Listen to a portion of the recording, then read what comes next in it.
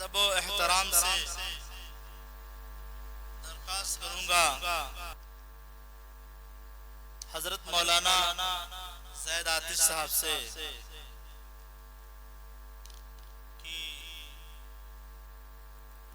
वो अपने बयानात से हम सबको मुस्तफीद फरमाएं। अस्सलामु अलैकुम व रहमतुल्लाहि व बरकातुहू। अल्हम्दुलिल्लाहि रब्बिल आलमीन वस्सलातु वस्सलामु अला सय्यिदिल अंबिया'i वल मुरसलीन अम्मा बाद। क़ाल अल्लाहु तबारक व तआला अऊज़ु बिल्लाहि मिनश शैतानिर रजीम बिस्मिल्लाहिर रहमानिर रहीम। इन्नमा यख्शल्लाह मिन इबादिहिल उलमा औ कमा क़ाल नबी सल्लल्लाहु अलैहि वसल्लम।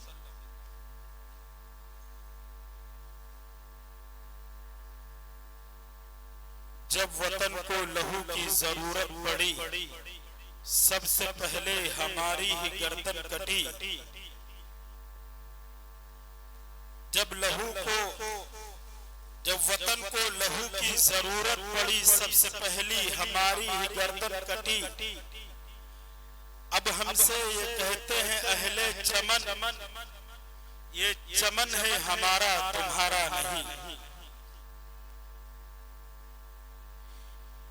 ये अलग बात है कि कुछ लोग खफा रहते हैं, ये अलग बात है कि कुछ लोग खफा रहते हैं। ऐ वतन हम तेरे जर्रों पे फिदा रहते हैं। ऐ वतन हम तेरे जर्रों पे फिदा रहते हैं। जमीन पे घर बनाया है मगर जन्नत में रहते हैं। जमीन पर घर बनाया है मगर जन्नत में रहते हैं। हमारी खुशनसीबी है कि हम भारत में रहते हैं। हमारी खुशनसीबी है कि हम भारत में रहते हैं। मोहतरम असातिज़ा-ए-इज़ाम मदरसा तज़ीदुल कुरान के और मुअज़्ज़ज़ सामीन-ए-निज़ाम तलबा-ए किराम और तालिबात, आज का ये जो प्रोग्राम इनेकाद किया गया है, इस प्रोग्राम का ताल्लुक जश्न यौम आजादी से है। यानी खुशी का माहौल है। आज 15 अगस्त है। 15 अगस्त को हम खुशी क्यों मनाते हैं और आजादी की का जश्न हम क्यों मनाते हैं, इसके पीछे राज क्या है?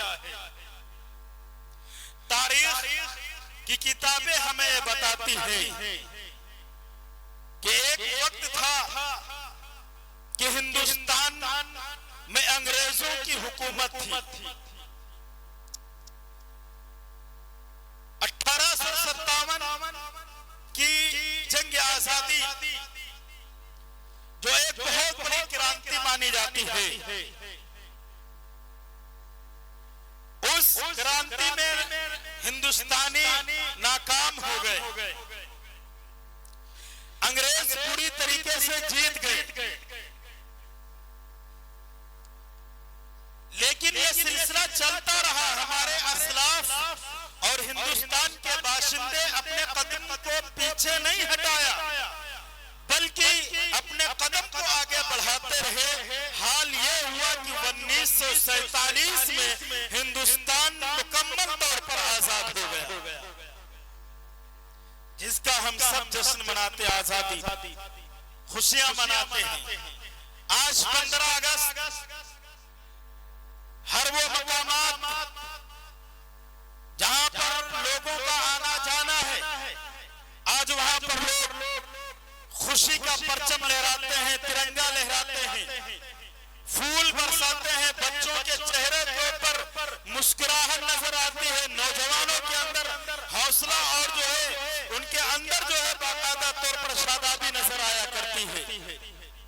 हर एक हिंदुस्तानी के चेहरे के ऊपर 15 अगस्त को खुशहाली नजर आ रही होती है, क्योंकि वो इस 15 अगस्त में बाकायदा तौर पर हिंदुस्तान अंग्रेजों की गुलामी से आजाद हुए थे। अच्छा, अंग्रेज एक ऐसी जालिम कौम थी जिसने मुसलमानों को और मुसलमानों की इबादत गाहों को और हिंदुस्तानियों को जो है पूरी तरीके से अपने चुंगल में फंसा लिया था। यहाँ के हर एक इंसान को, चाहे उस इंसान का ताल्लुक किसी भी मजहब से हो, चाहे वो यहूदी हो, चाहे वो नसरानी हो, चाहे वो मजूसी हो, चाहे वो हिंदू हो, चाहे वो मुस्लिम हो, चाहे वो सिख हो, चाहे वो ईसाई हो, हर एक मजहब के मानने वालों को वो सताते थे। उनकी इबादतों गाहों को टारगेट कर रहे थे और उनकी तिजारत गाहों, जहां से उनके लेन देन के मामलात थे, जब उनको टारगेट किया और उनकी तालीमी इदारों को टारगेट किया और उनने जुल्म सितम के पहाड़ तोड़ने शुरू कर दिए, तब फिर हिंदुस्तानियों ने और हिंदुस्तान के बाशिंदों ने मिलजुल कर उनकी जो ईंट से ईंट बजा दी। और ये कोई मामूली जंग नहीं थी, जैसा कि मैंने बताया कि कई सालों तक ये जंगें चलती रही। मुजाहिद आज़म, चाहे वो शाह मुहद्दिस देहलवी रहमतुल्लाह अलैह हो, चाहे वो उबैदुल्लाह सिंधी हो, चाहे मौलाना अबुल कलाम आजाद हो, चाहे हाफिज जामिन साहब रहमतुल्लाह अलैह क्यों ना हो, चाहे वो महात्मा गांधी क्यों ना हो, चाहे वो पंडित जवाहरलाल नेहरू क्यों ना हो, हर एक ने जो है बढ़ चढ़ के हिस्सा लिया और अंग्रेजों को जो है यहां से भगाने का काम किया। मैं आपको बता दूं, आपके इलाके खैराबाद के एक अजीम मुजाहिद जिनको अल्लामा फजले हक खैराबादी के नाम से याद किया जाता है, अल्लामा फजले हक खैराबादी 1857 की जो क्रांति, जो जंग हुई, उसमें जो अंग्रेजों के खिलाफ जिसने फतवा दिया था वो मौलाना अल्लामा फजले हक खैराबादी ही थी। खैराबाद जो आपसे बिल्कुल सटा हुआ है, आपसे बिल्कुल करीब है, आप उस शहर और उस इलाके से जुड़े हुए हैं, आप उस जिले से जुड़े हुए हैं, आप उस कस्बे से जुड़े हुए हैं, जिस कस्बे का ताल्लुक, जिस कस्बे में एक मर्द मुजाहिद अल्लामा फजले हक खैराबादी रहा करते थे, जिन्होंने 1857 की जंग आजादी में बढ़ चढ़ कर हिस्सा लिया। मैं आपको बताऊं, ये अल्लामा फजले हक खैराबादी ये एक मदरसे ही के तालिबे इल्म थे। इनका घराना बड़ा दीनदार था। वह 1797 में अल्लामा फजले हक खैराबादी के पैदाइश होती है और 4 साल कुछ माह के अंदर, कुछ महीने के अंदर वो हाफिज कुरान बन जाते हैं। 4 साल कुछ माह में, जब उनकी उम्र 4 साल और कुछ माह की होती है, तब वो हाफिज कुरान बन जाते हैं। आप अंदाजा लगा लीजिए कि आज का बच्चा 4 साल का बोलना नहीं जानता है, उस वक्त के वो बच्चे 4 साल के थे तकरीबन, वो हाफिज कुरान हो गए थे। 13 साल की उम्र में तमाम उलूम को हासिल कर लिया था, आलिम हो गए थे, फाजिल हो गए थे। 13 साल की उम्र में उन्होंने जो है आलमियत और इस तरीके से बहुत बड़ी डिग्रियां इल्म की हासिल की। कौन थे? ये अल्लामा फजले हक खैराबादी रहमतुल्लाह अलैह। उनके वालिद मोहतरम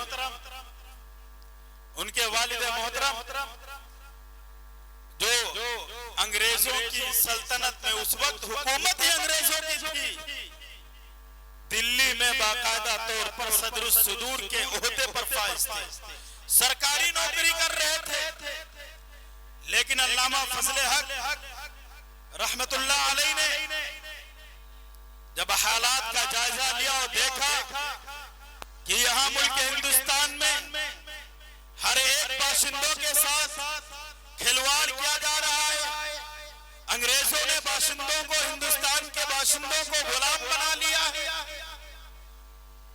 और हिंदुस्तानियों को अंग्रेज के तलवे चाटने पर मजबूर कर रहे हैं अंग्रेज। तो उस वक्त अल्लामा फजल हक खैराबादी रहमतुल्लाहि अलैह दिल्ली की जामा मस्जिद में जुमे के दिन बाकायदा तौर पर यह ऐलान कर देते कि अंग्रेजों से जिहाद करना फर्ज हो गया है, अंग्रेजों से लड़ना फर्ज हो गया है, अंग्रेजों को हिंदुस्तान से भगाना फर्ज हो गया है। यह ऐलान जामा मस्जिद की दिल्ली की जामा मस्जिद की सीढ़ियों से हो रहा है, वो भी जुमे के दिन हो रहा है। और जो वो फतवा दे रहे थे उस फतवे के ऊपर 33 उलमा इकराम के दस्तखत थे।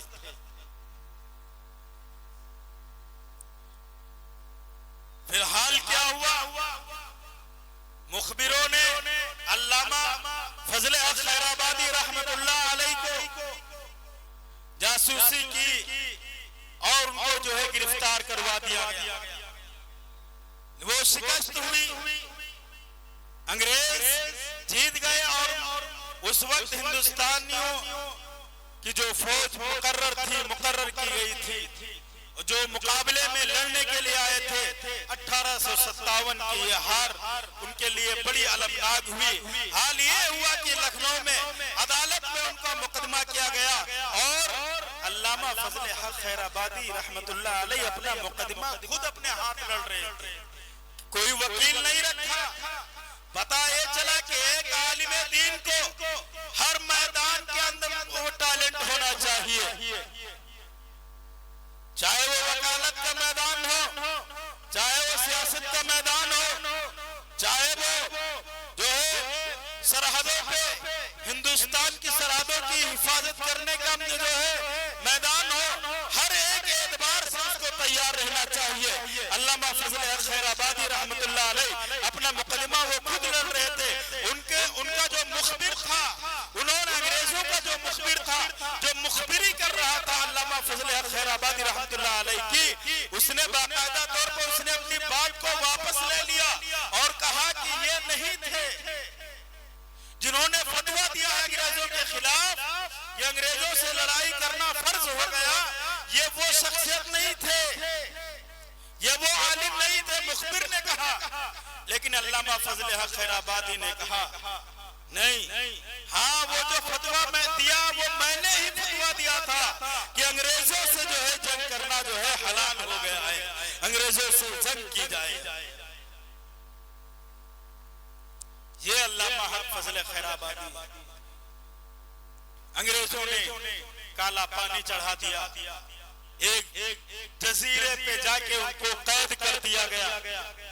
अल्लामा फजल हक खैराबादी खुद अपनी किताबों के अंदर और अपने खुतूत के अंदर, मकतूबात के अंदर बाकायदा तौर पर लिखते हैं कि मुझे कटीली जमीन पे लेटाया जाता था, मेरे बदन से कपड़े उतार लिए गए थे, मुझे रोजाना जख्म पर जख्म दिए जाते थे और उन जख्मों पे नमक छिड़का जा रहा था और ऐसी जगह जाके मुझे बंद किया गया था जहां पर सूरज मेरे दिमाग को जो है वो तपा रहा था।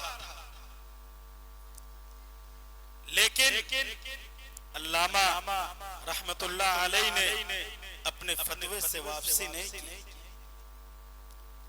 ये जो आज हम जश्न मना रहे हैं, ये हमारे असलाफ की कुर्बानियां हैं, ये उनकी कुर्बानियों का नतीजा है कि आज हम आजादी के साथ अपनी इबादत गाहों में इबादत कर सकते हैं, अपनी दरसगाहों में हम पढ़ सकते हैं, अपनी जो है खानकाहों से हम इस्तिफादा ले सकते हैं।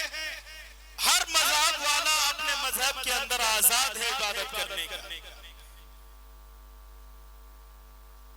क्योंकि हमारे असलाफ ने, हमारे बुजुर्गों ने, हमारे रहनुमाओं ने अपनी जान की कुर्बानियां दे दी है। मैं आपको बताता चलूं कि 1947 की जब एक क्रांति हुई और ये जो जंग हुई, इसमें मुसलमानों को भी बहुत शहीद किया गया। 2 लाख मुसलमानों को शहीद कर दिया गया। 51,000 उलमा इकराम को सूली के फंदे में लटका दिया गया। एक मुअर्रिख टॉमसन है, वो अपनी किताब के अंदर लिखता है कि उलमा को सुअर की खाल में बंद करके और दरिया के अंदर फेंका जाता था, फिर गोलियों से निशाना बनाया जाता था। वही मुअर्रिख टॉमसन ने किताब के अंदर लिखता है कि उलमा को हाथी पे बिठाया जाता और हाथी को दरख्त के नीचे ले जाया जाता और दरख्त में फंदा और रस्सी पहले से पड़ी हुई होती, वो फंदा, उस रस्सी का फंदा जो है उस आलिम की गर्दन में डाल दिया जाता था और हाथी को आगे बढ़ा दिया जाता था।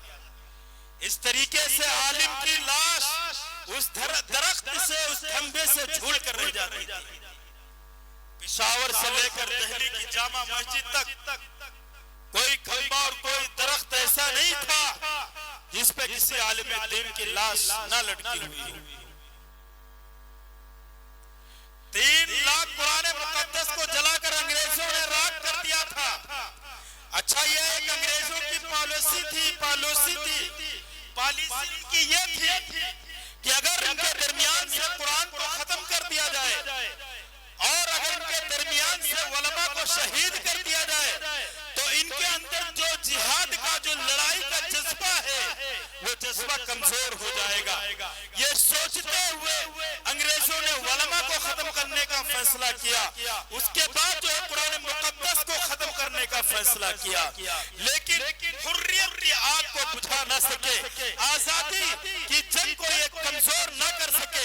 हिंदुस्तानियों जज्बे और बढ़ते रहे। हाल ये हुआ कि 1947 में बाकायदा तौर पर हिंदुस्तान हमारा आजाद हो गया। हिंदुस्तान इस आजादी जो हम बड़ी धूमधाम से मना रहे हैं, मेरे अजीज तलबा और तालिबात, याद रखा जाए ये वही मदरसा है। इसी मदरसे से हजरत मौलाना उबैदुल्लाह सिंधी और हजरत मौलाना अबुल कलाम आजाद, हाफिज जामिन साहब और इस तरीके से बड़े बड़े उलमा, चाहे वो हिफ्जुल्लाह सवारवी रहमतुल्लाह अलैह क्यों ना हो, चाहे वो अल्लामा फजले हक खैराबादी रहमतुल्लाह अलैह क्यों ना हो, वो इसी मदरसे से तैयार होकर जो है अंग्रेजों के खिलाफ तैयार होकर गए थे और अंग्रेजों के खिलाफ जो है अलम बगावत को बुलंद किया था। आज हम अपने आप को एहसास कमतरी का शिकार समझ रहे हैं। हम एहसास कमतरी में शिकार हो गए कि हम मदरसे में पढ़ते हैं, क्या कर सकते हैं? आप बहुत कुछ कर सकते हैं।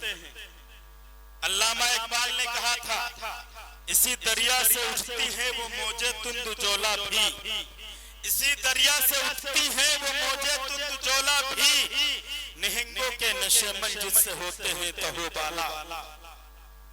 अपने अंदर हौसला रखें, अज़्म करें और अपने आप को तालीम से आरास्ता करें। हर एक मैदान की तालीम को हासिल करके, और हमारी ये नियत हो कि हम दुनिया भी बनाएंगे और आखिरत भी बनाएंगे और मुल्क हिंदुस्तान की सरहदों की हिफाजत भी करेंगे इंशाअल्लाह।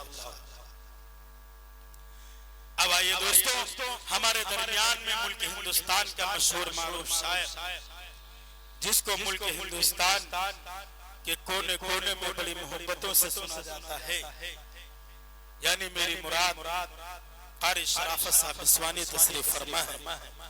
और इसी तरीके से